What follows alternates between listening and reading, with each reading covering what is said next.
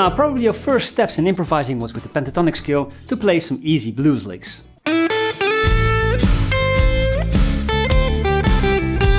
Very soon, you added the blue note and you started to sound like a real pro.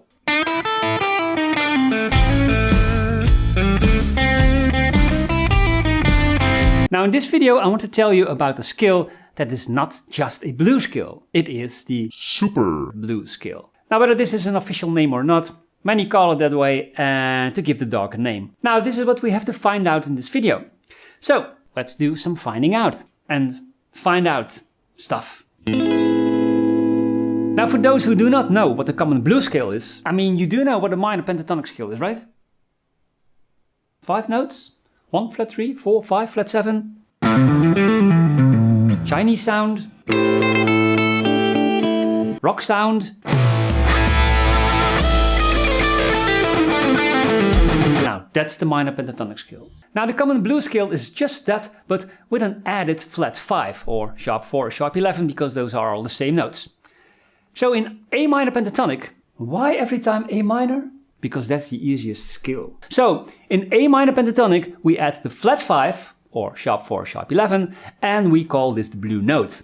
Now nothing new here and this sounds like this.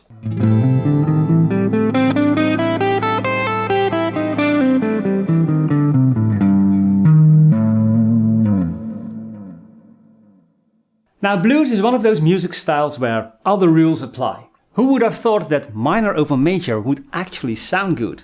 Hell yeah! That's what I'm talking about! In the Dark Ages, they would have burned you alive for saying such an evil thing.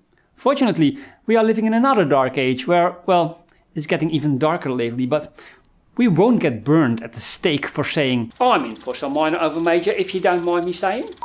So, adding the major third to the minor blues scale, we're mixing major and minor and we're getting closer and closer to the super blues scale than ever before.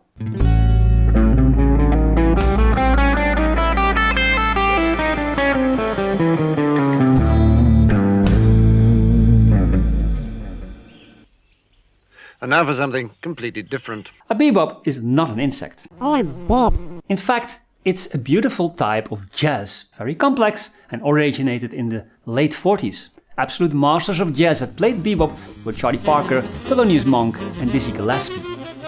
There's also a scale that is called the bebop scale. In fact, there are more scales that are called the bebop scale. But there is one bebop scale that is used the most and is the bebop scale to learn. And that is the dominant bebop scale. It's a major scale with an extra minor 7th degree, or even a much better description would be a mixolydian scale that is used over dominant chords that has an extra minor 7th degree, creating a chromatic line.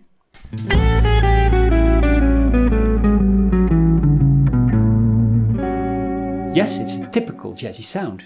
Because this particular bebop scale is played mostly over dominant chords, the major 7th will clash with the minor 7th of the dominant chord. For instance, the major 7th B in the C bebop scale doesn't sound so well against the minor 7th B flat in the C dominant 7 chord.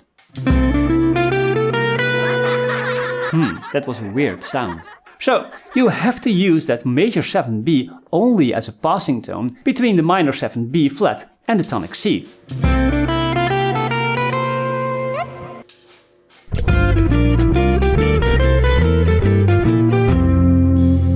Other bebop scales are the major bebop scale, the minor or Dorian bebop scale, the melodic minor bebop scale and the harmonic minor bebop scale. I will make a dedicated tutorial about the bebop concept soon. And so we're closing in on the purpose of this tutorial, which is still the super blues scale. Now, knowing what the blues scale is, knowing mixing major and minor is a good thing. Knowing the jazz bebop scale. It's now easy to understand what's going on in that super blues scale, because it's all lumped together. It's a minor pentatonic scale, with an addition of the sharp 4 or flat 5, which is the blue note, with an addition of the major third mixing major and minor, and with a major 7th that comes from the bebop scale. Now cook it and boil it, Stir it until you get this.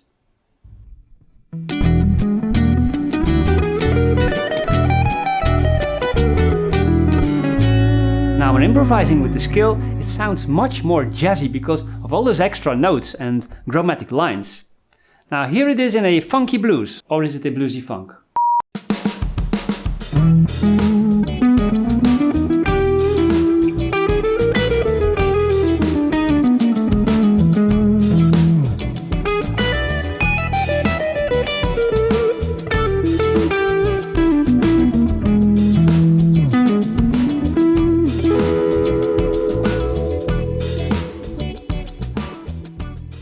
And here are some patterns for this jazzy and colorful super blues scale.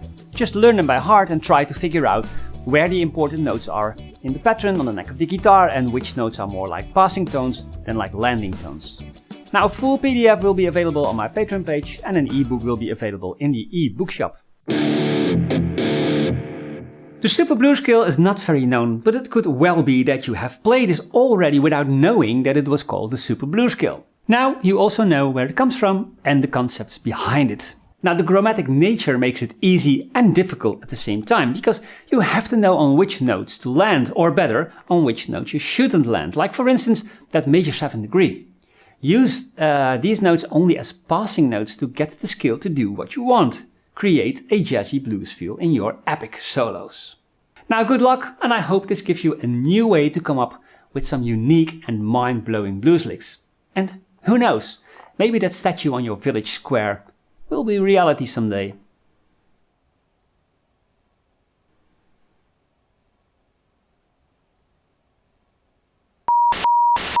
Stop that!